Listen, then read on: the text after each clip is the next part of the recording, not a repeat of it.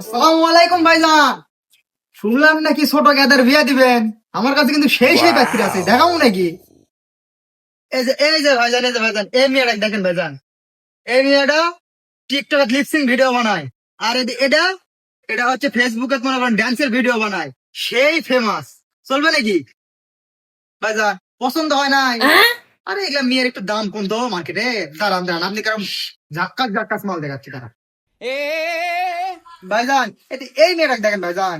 এই মেয়েটা কিন্তু ইনস্টাগ্রামে get ready with Mir video বানায়, বুঝছেন? Heavy famous.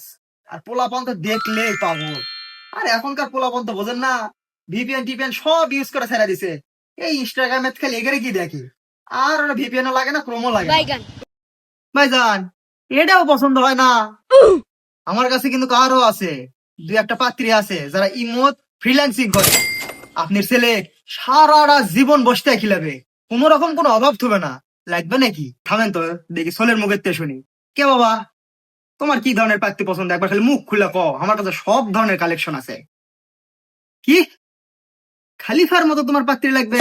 আমার নম্র ভদ্র নামাজি বাবা। পাত্রী তো আছে, কিন্তু পাত্রীর পক্ষ তো তোমাকে পছন্দ করবে না। তোমার না কাটটাক সাপি টাইপের তো। বুঝলাম বাবা, হোক হ্যালো। টেনশন করো না, তোমার মনের মতো পাত্রী জোগাড় করে আমি ওই শুক্রবার মেয়ে বাবা গুলো একবারে আসিচ্ছি, বুঝছো? কোন রকম টেনশন করো না। তোমার ঘটক সাথে তো ব্যথা আছে না, তোমার বিয়ে দিয়ে কিন্তু। আরে বাবা টেনশন নিচ্ছ কে? তোমার ঘটক আছে না, তোমার ঘটক সাথে কিচ্ছু দেওয়া লাগবে না। আমি তোমাকে বিয়ে দেবো, তোমরা দুই মানুষ সুখে শান্তিতে করে খাবা। এটাই আমার জন্য অনেক, বুঝছো?